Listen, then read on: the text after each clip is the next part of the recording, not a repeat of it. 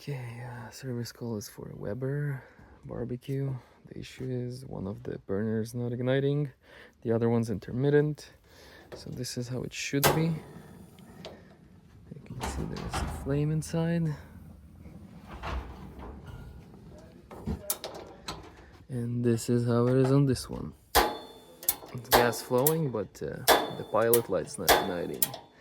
This one does the same sometimes. So the manufacturer sent this, and that's what we're gonna replace today. Okay, new part is installed, everything's assembled back together, gas is on. Okay.